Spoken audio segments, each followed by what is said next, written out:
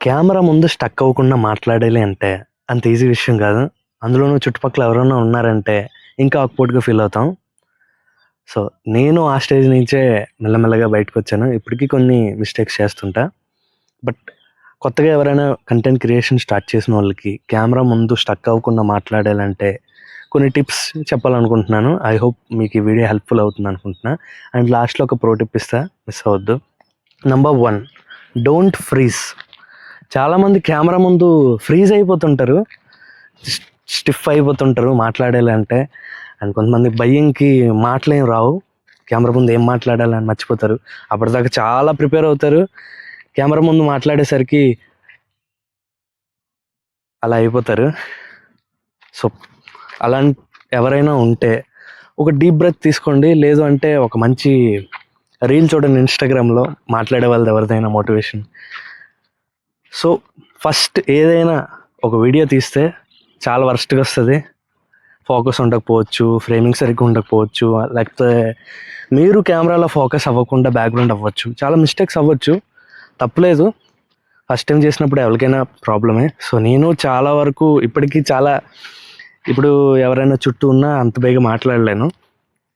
But గ్రాడ్యువల్గా మన output మనం చూసుకుంటే పర్లేదే, మనం బాగానే మాట్లాడుతున్నాం, మరీ అంత వరస్ట్ కాదే అనే ఫీలింగ్ వస్తుంది. ఆ ఒక్కటి చాలు మనల్ని అలా నిలబడడానికి.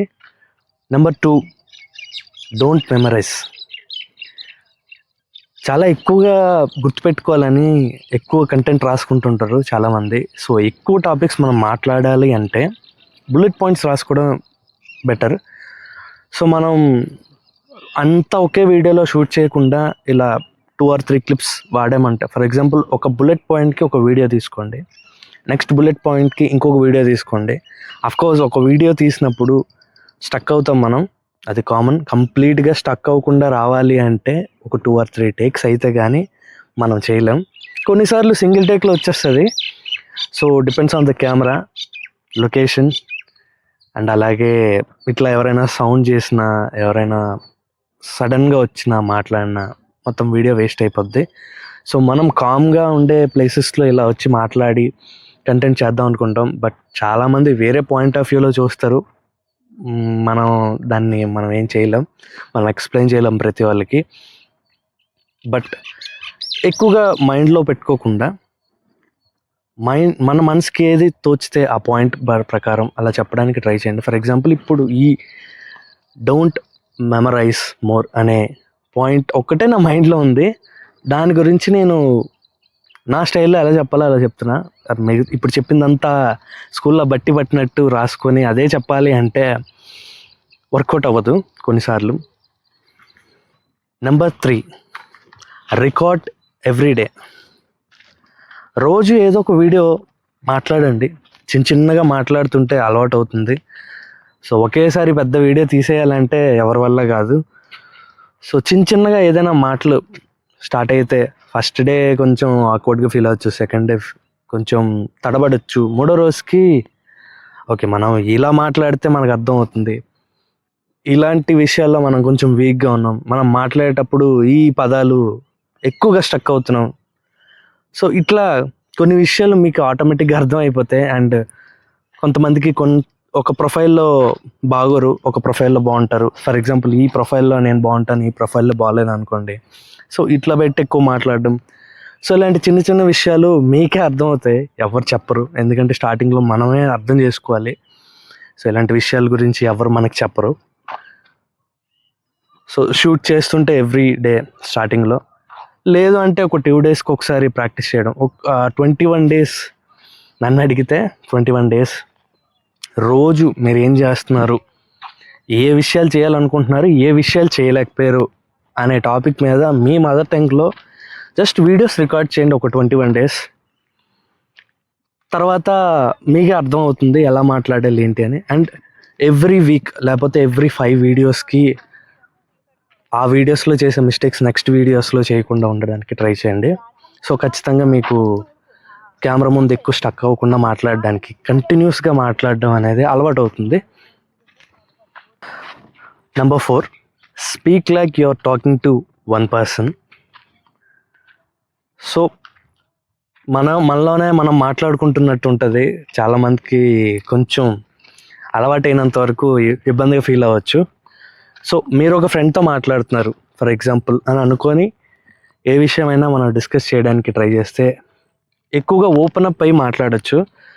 సో చాలామంది కెమెరా ముందు మాట్లాడతారు కానీ ఓపెన్గా మనసులో ఉన్న విషయాలు, వాళ్ళ ఎక్స్పీరియన్స్, వాళ్ళ లైఫ్లో జరిగిన విషయాలన్నీ కెమెరా ముందు చెప్పలేరు, కొంచెం ఇబ్బందిగా ఫీల్ అవుతారు.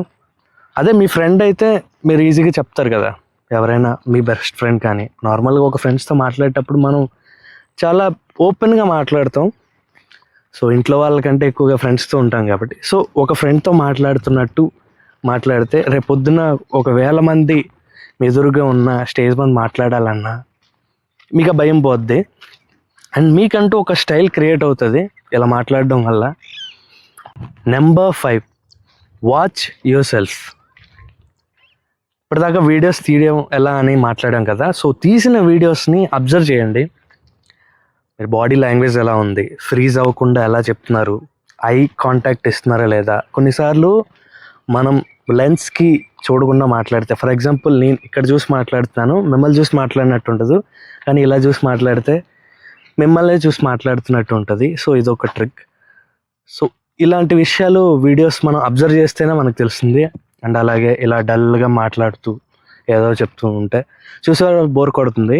సో కొంచెం చిన్న స్మైల్, లేకపోతే కొంచెంసేపు మాట్లాడిన తర్వాత నవ్వుతూ ఏదో ఒకటి చెప్పడం, ఇలా చెప్తే చూసే వాళ్ళకి కూడా కొంచెం ఇంట్రెస్ట్ వస్తుంది. డల్ ఫేస్ పెట్టుకొని మాట్లాడితే మనకి ఏం తెలుస్తుంది. అండ్ అలాగే బాడీ లాంగ్వేజ్, అండ్ అలాగే ఎక్కడ స్టక్ అవుతున్నారు, బ్రీతింగ్ ప్రాబ్లం అవుతుందా. ఇలా మాట్లాడుతూ వచ్చినప్పుడు బ్రీతింగ్ ప్రాబ్లం వస్తుంది, ఎక్కువగా గ్యాప్ వస్తుంది. సో ఎక్కడ వస్తుంది, అండ్ అలాగే ఇలా తీసుకోవడం. సో ఇట్లా ఎవరు మనకు చెప్పరు. సో మనం అర్థం చేసుకొని ఆ మిస్టేక్స్ని రెక్టిఫై చేసుకుంటూ వీడియోస్ తీసుకోవాలి. And pro tip, never give up. For example నేను వీడియోస్ తీద్దామని అంటే ఎవరు సపోర్ట్ చేయరు. స్టార్టింగ్లో సపోర్ట్ చేసిన వాళ్ళు తర్వాత రిలాక్స్ అయిపోతారు, ఎందుకంటే అది వాళ్ళ ప్యాషన్ కాదు, నా ప్యాషన్. సో ఇలా కెమెరా ముందు మాట్లాడాలంటే నాకు సరదా. చూసి ఎవరైనా రిప్లై ఇచ్చిన, కామెంట్స్ పెట్టినా అది చదవాలంటే సరదా నాకు. ఇందులోనే నాకు ఆనందం ఉంది. సో నేను ఎలా అయినా చేయగలను, ఎక్కడికి వెళ్ళైనా చేయగలను. సో ఒక దగ్గర మనకి ప్రాబ్లం వస్తుంది, ఒక ఏరియాలో మనం షూట్ చేయలేకపోతున్నాము అంటే ఇంకొక ప్లేస్కి వెళ్ళి మనం షూట్ చేయడానికి ట్రై చేయాలి, అంతేగాని గివప్ ఇవ్వకూడదు. ఫర్ ఎగ్జాంపుల్ నాకు ఇంట్లో మేడ మీద రికార్డ్ చేయాలంటే ఈ టైంలో కింద వాటర్ కోసం, కొళాయి కోసం తన్నుకుంటారు. సో ఆ వాయిస్ పడిపోద్ది. సో నేను పీస్ఫుల్గా చెప్పలేను. అండ్ అలాగే కాకులు ఎక్కువగా అరుస్తున్నాయి ఈరోజు, ఎందుకో తెలియట్లేదు. సో ఈ రెడ్ షర్ట్ వేయడం వల్ల ఏమో మరి నాకు తెలియదు. సో తెలియకుండా ఇక్కడ దాకా వచ్చా. ఈ లొకేషన్ నేను ఎప్పుడు రాలేదు, బట్ ఇక్కడ పీస్ఫుల్గా రికార్డ్ చేద్దాం అని నాకు అనిపించింది. సో అందుకే వచ్చా. సో గివప్ ఇచ్చేయకూడదు. మనకు ఒక ఐడియా ఉంది, మనం జెన్యున్గా ట్రై చేద్దాం అనుకుంటున్నాం అన్నప్పుడు చుట్టుపక్కల ఉన్న వాళ్ళకి అడిగో. నేను ఇక్కడ ఒక వ్యక్తికి అడిగితే ఇక్కడ బాగుంటుందని చెప్పాడు వీడియోస్కి. సో అందుకే ఇక్కడికి వచ్చి ట్రై చేశా. సో ఎవ్రీ స్టెప్, మనం వేసే ప్రతి స్టెప్లో ఎవరో ఒకరు మనల్ని ఆపుతూనే ఉంటారు, ఎవరో ఒకరు నీకు ఎందుకురా అంటారు. లేదు అంటే మన లైక్స్, మన వ్యూస్ చూసి మనకే చిరాకు వస్తుంది. బట్ గివప్ ఇవ్వకూడదు, ట్రై చేయాలి, కొత్త రకంగా ట్రై చేయాలి. మీకు మీరే ఛాలెంజ్ పెట్టుకొని ట్రై చేయండి. వేరే వాళ్ళ వీడియోస్ చూడండి, ఎడిట్ సెన్స్ మార్చండి. మీకంటూ ఎడిట్ సెన్స్ ఉంటుంది, కొంత డిఫరెంట్గా ట్రై చేయడానికి చూడండి. ఎప్పుడు మన అవుట్పుట్ మనకి హ్యాపీనెస్ ఇవ్వాలి, వ్యూస్, లైక్స్ కంటే. ఇది గుర్తుపెట్టుకోండి. మనం చేసే అవుట్పుట్ మనం సాటిస్ఫై అయితే చుట్టూ ఉండే వాళ్ళు ఆటోమేటిక్గా సాటిస్ఫై అవ్వకపోయినా మన జర్నీ కంటిన్యూ అవుతుంది. అది భయ్యా ఈ వారం ముచ్చట్లు. మళ్ళీ వచ్చే వారం కలుద్దాం. సరిగ్గా చెప్పలేదు అనుకుంటా, మళ్ళీ చెప్తా. అది భయ్యా ఈ వారం ముచ్చట్లు, మళ్ళీ వచ్చే వారం కలుద్దాం. See you soon.